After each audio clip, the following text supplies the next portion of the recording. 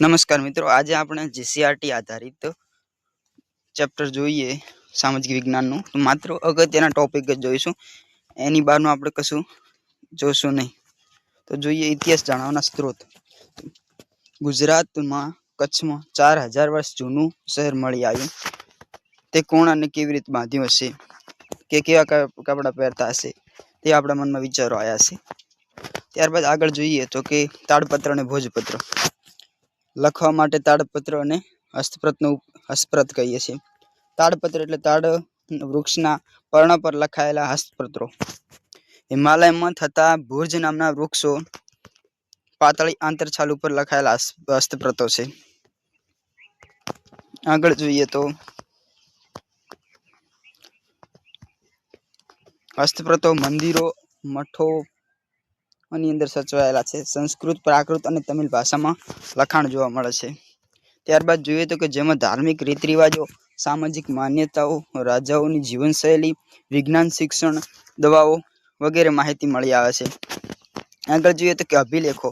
અભિલેખો છે ધાતુઓ અને પથ્થરો પર કોતરેલા કે લખેલા લેખ અભિલેખ કહેવાય. રાજાઓ પોતાના આદેશો શિલાલેખો પર કોતરાવીને પ્રજા સાથે સંવાદ કરતા હતા. તેમના રાજ્ય, વિજય, ધર્મ અને સંસ્કૃતિ માહિતી અભિલેખો પર અંકિત કરવામાં આવતી. અશોકનો શિલાલેખ તો કે ક્યાં આવેલો છે, કે જુનાગઢની અંદર આવેલો છે. આગળ જોઈએ તામ્રપત્રો. તામ્રપત્રો એટલે કે તાંબાના પતરા પર કોતરીને લખવામાં આવતું લખાણ. વહીવટી અને દાનની માહિતી પૂરી પાડવામાં આવે છે. જેમાં રાજાનું નામ, તેના ધર્મ, વહીવટી તંત્ર અને દાન ધર્મની વિગતો મળે છે. ત્યારબાદ હેમચંદ્રાચાર્ય જૈન જ્ઞાન Mandir, Patan, Uttar Gujarat. LD institute of Indology, Navrangpura, Ahmedabad. ભુજે અધ્યયન અને સંશોધન વિદ્યાભવન, અમદાવાદ. શ્રી મહાવીર જૈન આરાધના કેન્દ્ર, કોબાની અંદર સચવાયેલા છે. ત્યારબાદ સિક્કાઓ. ભારતમાં ઈસવીસન પૂર્વે 5મી સદીના પંચમાર્કના સિક્કા મળી આવ્યા, જે સૌથી જૂના સિક્કા કહેવાય. આ સિવાય ગ્રીક રાજાઓ, મૌર્ય કાળ, ગુપ્ત યુગ અને સોના ચાંદીના તાંબાના સિક્કા, જે તે રાજ્યના સામાજિક, ધાર્મિક અને આર્થિક રાજકીય માહિતી આપે છે. પંચમાર્કના સિક્કા વિશેની માહિતી તો કે ધાતુના ટુકડાઓને છાપ ઉપસાવા બીબામાં મૂકી દબાણ આપી બનાવતા સિક્કા પંચમાર્કના સિક્કા તરીકે ઓળખવામાં આવે છે.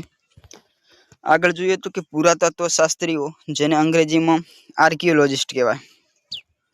ત્યારબાદ પ્રવાસીઓ બીજા દેશમાં જઈને ત્યાંના જીવનની નોંધ પણ કરતા. તેમાં મેગસ્થનીઝ, પ્લિની, ફાહિયાન, યુએનસાંગ જેવા મુસાફરોનો સમાવેશ થાય છે. ઉત્તર પશ્ચિમ ભારતમાં સિંધુ નદીના કિનારે પાંગરેલી મહાન સભ્યતાના દર્શન થાય છે. ભારતમાં આજથી 4500 વર્ષ પહેલા અનેક શહેરો અસ્તિત્વમાં હતા. ગંગા નદીની આસપાસના ક્ષેત્રોમાં આજથી 2500 વર્ષ પહેલા ઘણા બધા શહેરનો વિકાસ થયો હતો. ભૂમિનું નામ તો કે ઇન્ડિયા શબ્દ છે ઇન્ડસ પરથી ઉતરી આવેલો, જેને સંસ્કૃત ભાષામાં સિંધુ કહેવાય છે. પ્રાચીન ઈરાન અને ગ્રીસના લોકો સિંધુ નદીના પરિચિત હતા. તેઓ આજથી 2500 વર્ષ પહેલા તે પ્રદેશના સંપર્કમાં આવ્યા હતા. ઈરાનીઓ સિંધુ નદીને હિન્ડોસ અને ગ્રીસ લોકો ઇન્ડસ કહેતા. નદીના પૂર્વ કિનારાને ઇન્ડિયાથી ઓળખતા હતા. આગળ જોઈએ તો કે ઋગ્વેદમાંથી આપણે જાણવા મળે છે, તેનું નામ છે ભારત. એવું નામ ઋગ્વેદમાંથી જાણવા મળે છે. ભરત નામનો માનવ સમૂહ ઉત્તર પશ્ચિમ ભારતમાં આવીને વસેલો હતો. તેમના નામ પરથી આપણે તેને ભારત તરીકે ઓળખાય છે. ભાઈ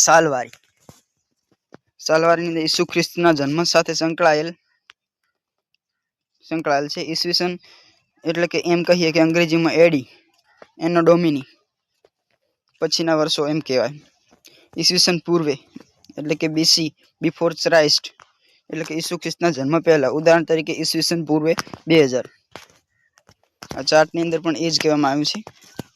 ત્યારબાદ જોઈએ સાલવારી એડીને બદલે સીઈ અને બીસીને બદલે બીસીઈ તરીકે પણ લખવામાં આવે છે. સીઈ એટલે કે કોમન એરા અને બીસીઈ એટલે બિફોર કોમન એરા. ખ્રિસ્તી ધર્મ વિશ્વના મોટા ભાગના રાષ્ટ્રો સાથે સંકળાયેલ હોવાથી અનેક રાષ્ટ્રોની જેમ આપણે ભારતમાં પણ આ જ સાલવારીનો ઉપયોગ કરીએ છીએ. ઘણીવાર બીપી એટલે કે બિફોર પ્રેઝન્ટ શબ્દનો પણ ઉપયોગ કરીએ છીએ. આગળ જોઈએ તો કે બીસી એટલે બિફોર ક્રાઇસ્ટ, એડી એટલે એનો અને ડોમિની એવા બે શબ્દો મૂળ ગ્રીક શબ્દો છે.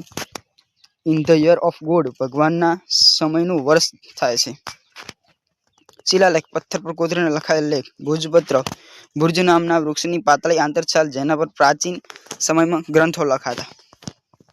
આપણે છેલ્લે સ્વાધ્યાય પણ જોઈ લઈએ. પ્રાચીન સમયમાં માનવી શેના ઉપર લખાણ કરતો તો કે ભુર્જ વૃક્ષની આંતરછાલ પર. નીચેના પૈકી કયો પ્રાચીન ઇતિહાસ જાણવાનો સ્ત્રોત નથી તો કે વાહન. નીચેનામાંથી કયા લખાણો લાંબા સમય સુધી ટકી રહે છે તો કે અભિલેખો. ત્યારબાદ આ મોસ્ટ ઇમ્પોર્ટન્ટ છે કે બીસી નો અર્થ, એડી નો અર્થ, ભારતના સૌથી જૂના સિક્કા કયા. આગળ જોઈએ તો કે અભિલેખો. અભિલેખો પથ્થર કે ધાતુ પર કોતરવામાં આવતા. ભોજપત્ર તો કે ભુર્જ નામના વૃક્ષની છાલ. તામ્રપત્ર તાંબાના પતરા ઉપર કોતરેલું લખાણ. બીસી એટલે કે ઈસવીસન પૂર્વે, એડી એટલે ઈસવીસન.